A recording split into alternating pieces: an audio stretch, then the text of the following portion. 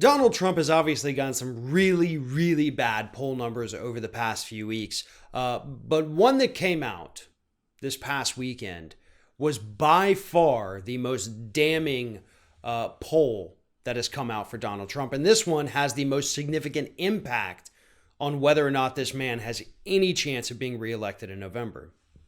Because this poll wasn't asking, do you support him? Do you not support him? Do you like him? Do you not like him? Is he a little too rude on Twitter? No. This was more personal. This poll went back to the age-old political question, are you better off than you were 4 years ago? And most voters say, no. No, I'm not. A lot of them also said, I'm not necessarily worse off. But fewer than 1/6 of the voters polled in this poll said they were better off.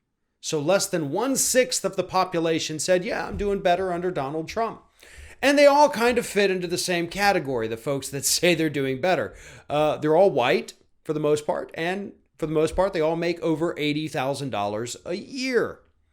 So yeah, when you're solidly middle class or upper middle class, because that's $80,000 a year per person, not per household, yeah, I could imagine things are probably pretty good, right?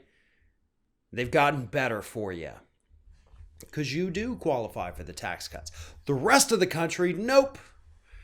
It's either no different than it was 4 years ago, or it's actually worse. A third of respondents in this poll, 33%, said actually things are worse for me than they were 4 years ago.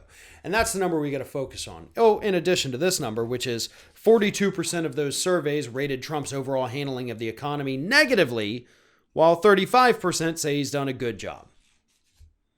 So he's underwater in approval on handling the economy, and a third of voters say they're worse off today than they were 4 years ago. That's a disaster for the president. You know, forget all of the other things happening in the country right now that are absolutely going to affect his poll numbers. Just based on this number alone, 1/3 of people saying, no, I'm not better off than I was 4 years ago. According to the old political conventional wisdom, that number is game over. You don't rebound from something like that. A third of the country saying they're worse off under you, that's not going to cut it.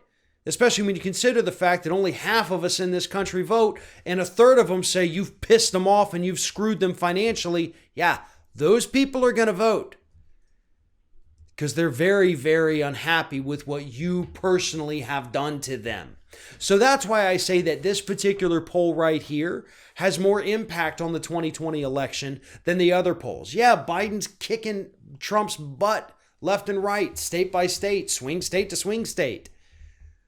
But none of that is going to have as big of an impact on this election than the poll I just told you.